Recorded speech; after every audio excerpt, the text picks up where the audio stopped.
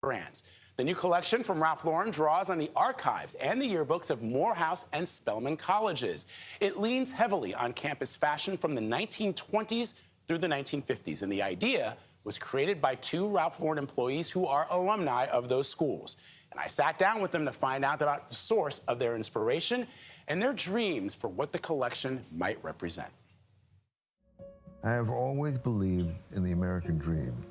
For over 50 years, Ralph Lauren's line of clothing has celebrated elegance and style with a romanticized vision of America. Now, its latest chapter of Americana, perhaps overdue, is a collection inspired by the archives of two historically black colleges and universities, featuring an all-black production team and models from Spelman and Morehouse colleges. Previously, you know, the way that we showed collegiate style to the world was really through a white Ivy League lens. Alumni Dara Douglas and James Jeter were behind that collaboration.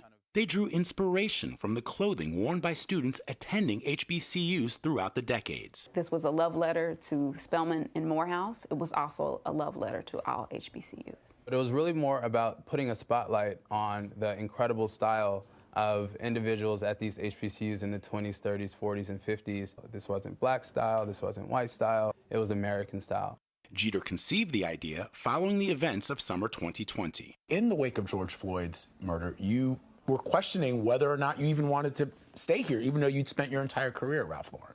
Absolutely. And, you know, I think a lot of brands made commitments in 2020, Ralph Lauren included, but 2021, it's really about doing the actual work. None of my heroes looked like me, and I said that to Ralph. And Jeter says Lauren listened. Though the label historically included black models like Naomi Campbell and Tyson Beckford when other campaigns lagged on diversity, through the ages, Ralph Lauren has been seen as the paragon of Ivy League prep, elite society, and some have even said waspiness. But its creator was none of those things. He was a Jewish kid from the Bronx. When Ralph Lipschitz started this company, he was an outsider himself. Exactly. Ralph didn't grow up as a part of the Ivy League school, so he made that world for himself, and he built a dream. What do you say to people who will say, well, yeah, there's an opportunity to make some money here? It's so much bigger than, again, the money. I think it's about a little girl walking by a billboard and seeing herself up in the sky. How important is it to see yourself represented in these spaces? It's profoundly important.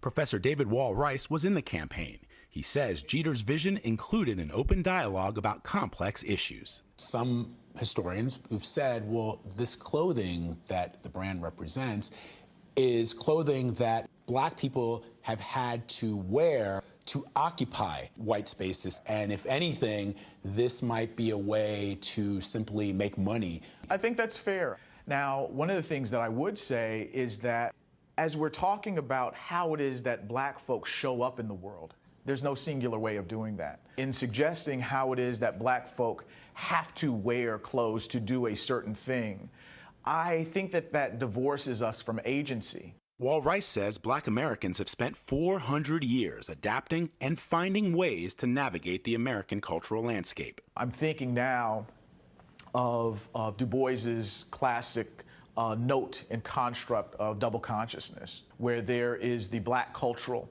and there's also the American cultural. And in many times they're at loggerheads. These were some of the clothes that we built America in. We also picked cotton.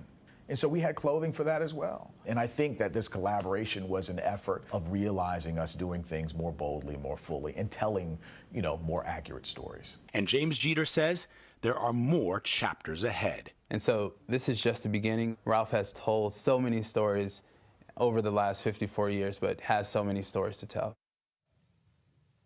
Nice line. So many bravos and kudos in that story. Bravo to James and Dara, who brought it to Ralph's attention. The fact that they felt comfortable enough in challenging him to say, you know, I'm not so sure I want to be here.